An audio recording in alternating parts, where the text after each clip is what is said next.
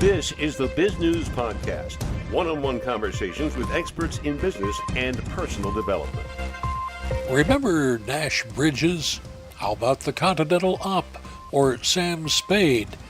Or surely Dirty Harry? All were or are fictional detectives working the crime beats of San Francisco. They were created by authors who set new standards for the genre, including Dashiell Hammett, who could be considered the foundational author of Detectives and The City by the Bay.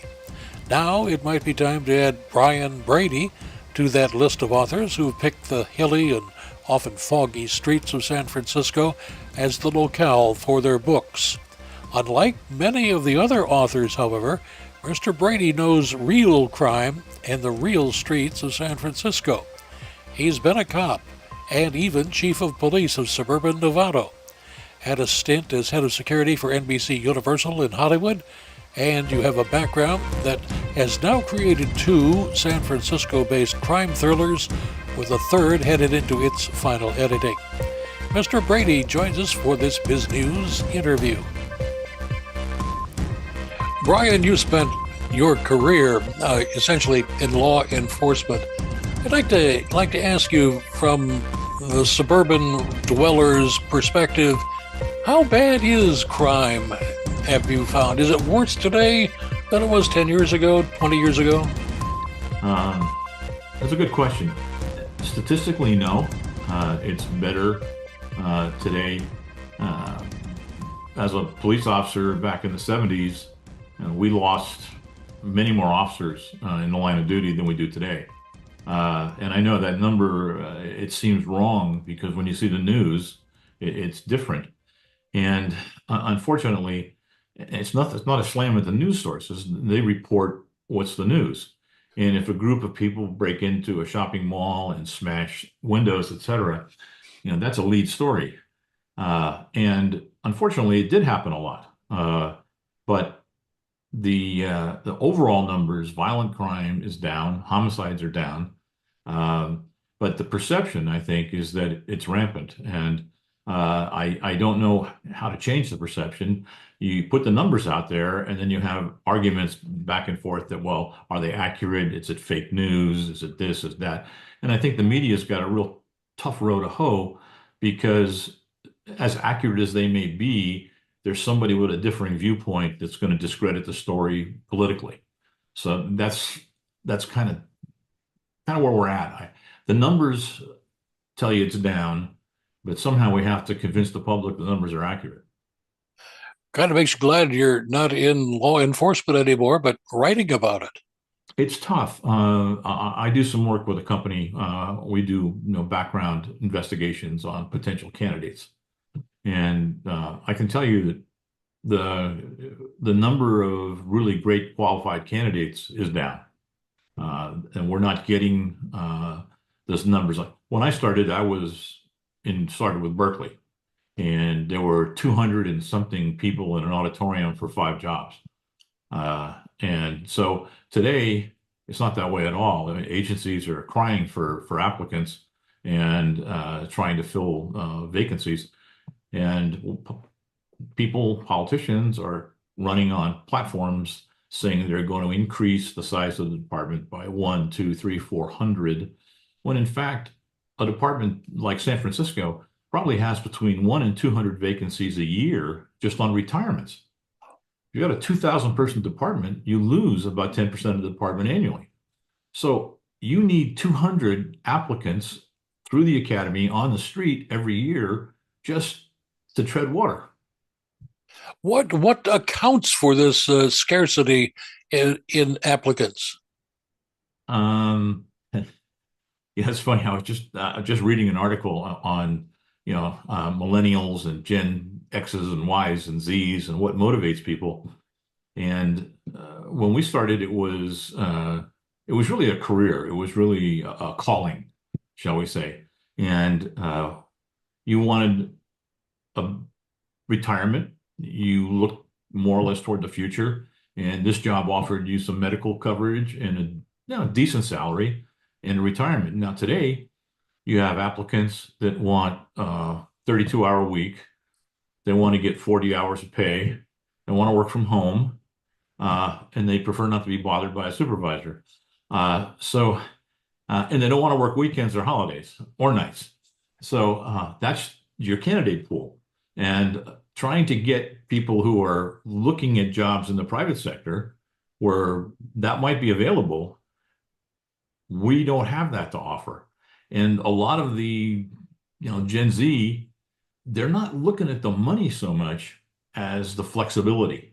They want jobs that give them great flexibility. The work-life balance has shifted more toward life as opposed to work. Where when I started, it was work, and our divorce rate proved it. Yes, coming from the news industry, that's exactly how it happened with us as well. Uh, I had a boss once who said, "Well, if you don't like it, that's why they call it work." Uh, you have gone on, though, uh, to more recently become an author. Tell us about your book. Actually, there's two now. The first one was called Over the Tangled Web, and the second one is Hiding in Plain Sight, which is the newest one. And same characters. They're kind of a series if you look at it that way, although you can read them standalone. Preferably you'll buy both. Anyway, they deal with a serial killer in San Francisco in the Bay Area. They're all based in San Francisco with San Francisco homicide. And that's mainly because I was born and raised there. I love the city, and it's an easy place to write about. And for a reader, most people have seen San Francisco on television. They've seen the Golden Gate Bridge, they've seen Coin Tower, they've seen the Salesforce building, the cable cars. So when you write about the city and you plug in those various locales, people can identify with the story and they have a picture. And I think that's really important when you read that you see, you have a visual. And the second thing is, I think the characters are good. I like my characters, and I want the reader to like them. I mean, they're not perfect. They have their flaws, but they care, and I think that comes through, and I want it to come through because the characters are composites of people I've worked with over the years. And I've borrowed heavily from San Francisco Homicide because I had friends there. And they offered me an opportunity as a young detective to go over on my days off and sit with them and sit in on interviews and go to crime scenes. And because one of the guys there I had grown up with. So I learned a tremendous amount from them. And probably one of the things I learned was just how deeply they do care and how personal they take these cases and how the hours don't matter. The weekends don't matter. And they really are dedicated to the victim and the victim's family. As you were writing your latest book, what was your method of doing it? Getting up at 5 a.m. and doing 1,000 words and then going golfing, or what? Not at 5 a.m. I'm not a big fan of early rising. I'll work late into the night, but I don't like getting up that early. Yes, writing is important.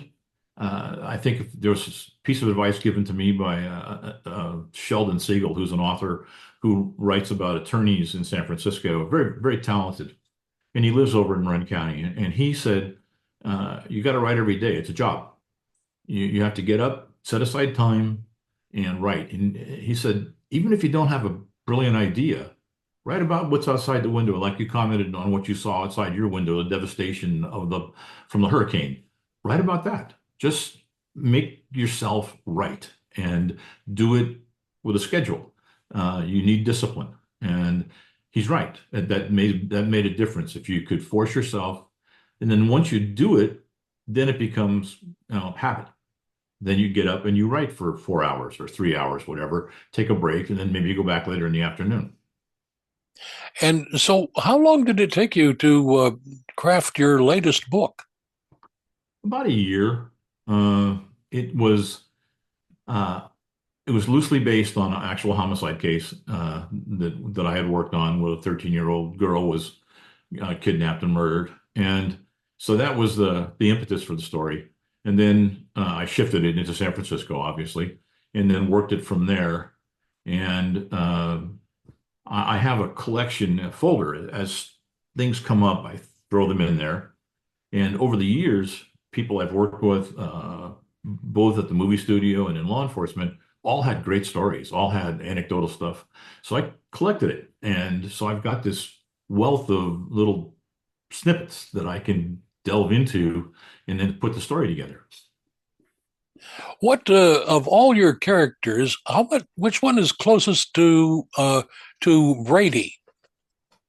Probably Liam, the uh, the inspector who's had a somewhat disastrous relationship life, and uh, has a uh, but he's a good cop and he cares, and he actually ends up with a romantic interest in the story. So without giving it away, but probably most closely to him. For our listeners, one of the things we do on these video calls is look at what's behind the guest. And up on the wall, you have a flag of which country? Ireland. And that's because I'm first generation. My dad was born and raised in Ireland, and my mom was actually born here, but both her mom and dad were born in Ireland. And so I very so immersed with Irish heritage. Belong to the Irish Cultural Society in San Francisco, and it's it's a good background. And my characters, being San Francisco PD, there's some Irish characters. and you have an equation of some kind framed on the wall behind you. Not good at math. What's it mean? It says 26 plus 6 equals 1. And that's divided Ireland, the 26 free counties and the 6 in the north. If they're united, then there's a united one Ireland. What book is on? There goes all my my British viewers. Yeah, there they go. Well, they've got a sense of humor, I think sometimes. What is next for your characters? How are you going? What are you putting them into next? There's a third book, and it's finished. It's just being the final edit right now. And as soon as that's completed, we'll publish that. Same characters, a little different story this time. We've expanded them from San Francisco into an international crime. So we get to explore a little bit of Europe and pull it back to the Bay Area. The but again, the characters remain the same, and we're developing their personal lives as well. I've had fun with them. I've gotten to like them, and I actually, after you finished it, I finished that one. I kind of looked at the possibility of a fourth, and had some great ideas, and I started roughing it out and just painted myself into a corner right away. I had a very bad guy, and I hadn't figured out how to catch him. So I had to back up a little bit and decide how I was going to capture this guy. So that's still in the thought process. Sounds like some of these tales would make their way down to Hollywood. Are you hoping that they'll see some Absolutely. action down there? I want to be the next Michael Conley. I would love to be able to take the characters and create a Netflix or movie or something. I think they would lend themselves to it. I think it'd be kind of fun. And I mentioned Conley. I've met him when I was in LA, and really nice gentleman, brilliant author. But he writes about his stuff is technically correct, and I really try to do that in my books as well, so that people understand you don't go from A to Z with no intervening steps. And sometimes on television, that's what happens. And I understand they're limited. They have 43 minutes to solve a quadruple homicide and still get 3 commercials in. So that's hard. You want people to understand that because you collect a DNA sample and give it to the lab at 4:05, you don't get the results at 4:06. But on TV, you do. So there are time constraints that you have to live with. And I try to do that in the book so that people understand that it's not overnight. It does take time. Sometimes you just have to be tenacious. And Nick Conley does the same thing. He does a good job, but he was a crime reporter. in Florida and in Los Angeles. So he's intimately familiar with crime scenes, and that's plus he's well connected with LAPD. And he's a good writer. He's an excellent writer. He develops his character, Harry Bosch. I mean, he became a household name with the TV show. You couldn't put down that streaming series, that's for sure. No, and Titus Wellinger, who plays Harry Bosch, I read all Connolly's books, and my vision of Harry Bosch was not Titus Wellinger. But now I can't think of any Harry Bosch being anything else than Titus Wellinger. I mean, he is Harry Bosch. And that's a derivative, another equation. Great writing and great acting and good directing will create those things. Absolutely, and he's done a great job. And he's got the Lincoln Lawyer. He's got the other series. Mr. Connolly's done very, very well. Brian, how do your characters relate, if they do at all, to the famous detective series that were written in San Francisco area in the 1930s and 40s? I think there's connectivity. The detectives in the story are, a couple of them are what we call legacy, where parents were on the job or a grandparent. So there is that connection going back beyond today. And San Francisco is just such a rich history city. It allows you a lot of opportunity to delve back. And my characters go to, and there's a series of restaurants in San Francisco. I mean, the Joe's, original Joe's, and Joe's of Westlake, or original Joe's in Westlake. And even though Westlake is not San Francisco technically, it's a few hundred yards outside the city, that becomes a focal point in the story. That's where Michael Connolly has Musso and Frank's in Hollywood, and I've got Westlake Joe's in my books. So plus the bartender at Westlake Joe's was a guy I went to grammar school with, so he gets to be in the story too. Be careful who you go to school with. Brian, what would you like to add that we haven't had a chance to talk about? I think what I hope for is that when people pick up the book and read it, that they'll identify with the character, that they'll see something in the characters that they can relate to. And I think that makes the story so much better. If you don't like the hero or the protagonist, it makes reading the story difficult. At least for me, it does. So they have to have some likable qualities that make you want to continue. And I guess the other thing I would say would be, for me, if I get a really good book, I want to read it slowly. You don't want it to end. You want to savor it. So I'm kind of hoping people will pick it up and read it, but not want to put it down, but yes, at the same time, want to savor it and make it last. And where can our listeners and viewers get more information? Do you have a website? I do. It's called goldengatetales.com.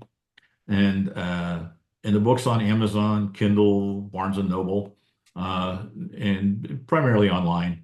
And I'm working with, you're probably familiar with Copperfield's books in Marin and Sonoma County. I'm working with them to get the book, because that's such a great bookstore. If you want to go in and just browse, so I'd love to get my book, and I'm talking to them about getting it in there. And that brings up an area that I often talk to authors about, and that is, how on earth, after you've gotten the book, do you market it? Wow, that is probably the biggest problem. There are publishers out there, and you can go online, and they will promise for $19.95, they will make you a New York Times bestseller, get your book at the book rack at Barnes and Noble, etc. And they're lying. They're not going to do that. They're going to take your money, but they're not going to deliver. And I've had that experience, and I'm saying that wisdom born of pain. My first venture was with a company that took money, didn't deliver. And shame on me, I didn't do my due diligence, and I should have. First thing you want to do is look up and see if that company's registered with the Secretary of State. Do they really exist? And is the address they're giving you, and you can do this very simply, find out if it's a mail drop or a real building. And last but not least, look for who has proof of service for the business, because you're going to find out the business is owned in a foreign country and they're judgment proof. So that happened to me. So I said I lost money, but I learned. I also tried self-publishing with Amazon, which is great. It's very inexpensive. The problem is you're one of about 1 million self-published authors annually that Amazon puts out. You don't get notoriety. You don't get the marketing. If you want to advertise on Amazon, you have to have a minimum of 3 books before they'll talk to you about advertising. And then that's also expensive, so that when you click on Amazon, that your book pops up. So I've talked to a publicist, and I've worked with a publicist over the last 4 months or so. That's why I'm talking to you today, was because of the publicist. So that's, to me, has been money well spent working with a publicist. They have gotten me some interviews and a social media site, and they've updated that. So if I was going to give advice, 1, find a legitimate publisher, and 2, spending your money on a publicist is a good idea. And again, be sure they're reputable.